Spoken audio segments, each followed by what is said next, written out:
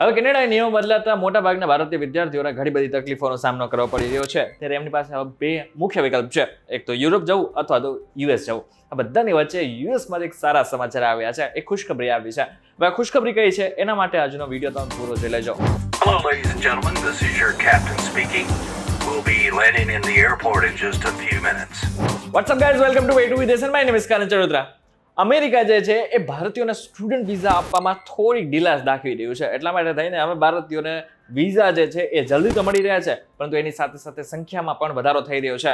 2021માં 96,000 ભારતીય વિદ્યાર્થીઓને અમેરિકાના વિઝા મળ્યા હતા, જ્યારે 2022માં 1,33,000 અને 2023માં રેકોર્ડ બ્રેક 1,40,000 ને પાર પહોંચી ગયો છે. દરેક વર્ષે અમેરિકામાં ભારતીય વિદ્યાર્થીઓની સંખ્યા તો વધી રહી છે. આ સાથે જે લોકો અગ્રેસર છે ભણવામાં, એ લોકોને ખાસ કરીને ઝડપથી વિઝા મળી રહ્યા છે. હવે અમેરિકાના વિઝા માટે દરેક દેશમાં, દરેક શહેરમાં પોતાના વિઝા ઇન્ટરવ્યૂ કરવામાં આવતા હોય છે. હવે જે ટોચ નંબર છે, એટલે કે સૌથી વધારે જ્યાંથી ને વિઝા આપવામાં આવી રહ્યા છે, એ દેશ છે ભારત, અને એ શહેર છે મુંબઈ. એટલે કે મુંબઈમાંથી સૌથી વધારે પ્રમાણમાં વિઝા બહાર પાડવામાં આવી રહ્યા છે. અહીં તમે માનશો નહીં, પરંતુ મહિલાઓ કરતાં પુરુષ વિઝા લેવામાં પણ આગળ નીકળી ગયા છે.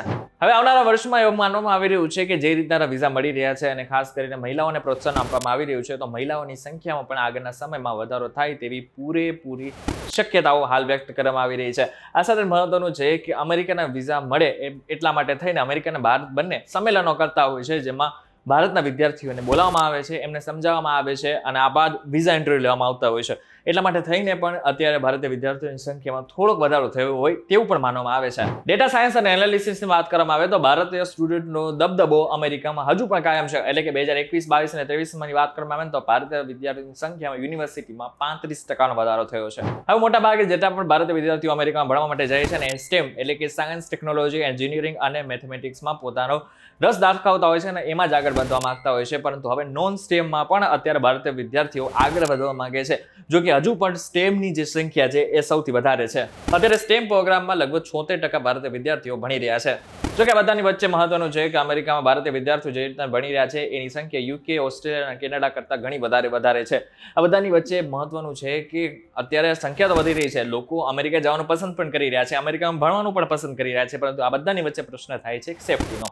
છેલ્લા 2024ની વાત કરવામાં આવે તો 11 ભારતીય મૂળના લોકોની હત્યા કરવામાં આવી છે.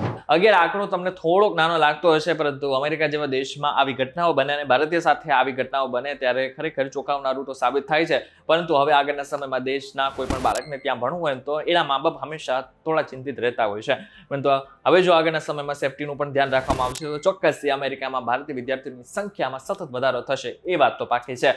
પરંતુ આ બધાની વચ્ચે તમારું શું કહેવું છે? શું અમેરિકામાં ભણવું જવું યોગ્ય છે? કારણ કે એક બાજુ જોવા જઈએ તો કેનેડામાં ભણવાનું હતું, આ સાથે નોકરી પણ આરામથી મળી જતી અને આ ત્યારબાદ જે સિટીઝનશીપ છે એ પણ મળી જતી. પરંતુ હવે આગળના સમયમાં જો અમેરિકામાં ભણવા માંગશે તો અમેરિકામાં શું આગળના સમયમાં સિટીઝનશીપ એટલે કે ગ્રીન કાર્ડ મળશે કે નહીં, એના ઉપર સવાલો થઈ રહ્યા છે. ત્યારે આ બાબતને લઈને તમારું શું કહેવું છે અમને કોમેન્ટ કરીને ચોક્કસથી કહેજો. વિડીયો થકે જો તમને કોઈ ઇન્ફોર્મેશન મળી હોય તો વિડીયોને લાઈક અને શેર જરૂરથી કરજો તથા આવા જ ઇન્ફોર્મેટિવ વિડીયોઝ માટે vtvgujarati.com સાથે જોડાયેલા રહેજો. અમારી આ ચેનલ એકવાર સબસ્ક્રાઇબ કરી નાખજો, જેથી તમને તાજેતરના બધા જ અપડેટ મળતા રહે. અને જો તમારે લેખને એવું વાંચવું હોય તો અમારી એક એપ્લિકેશન પણ છે કે જેનું નામ છે vtvgujarati.com. એની લિંક મેં ડિસ્ક્રિપ્શનમાં આપેલી છે, ત્યાંથી તમે ડાયરેક્ટ એને ઇન્સ્ટોલ કરી શકશો. ફરી મળીશું નવા વિડીયો સાથે, નવા કોન્સેપ્ટ સાથે. ત્યાં સુધી મને રજા આપો. નમસ્કાર.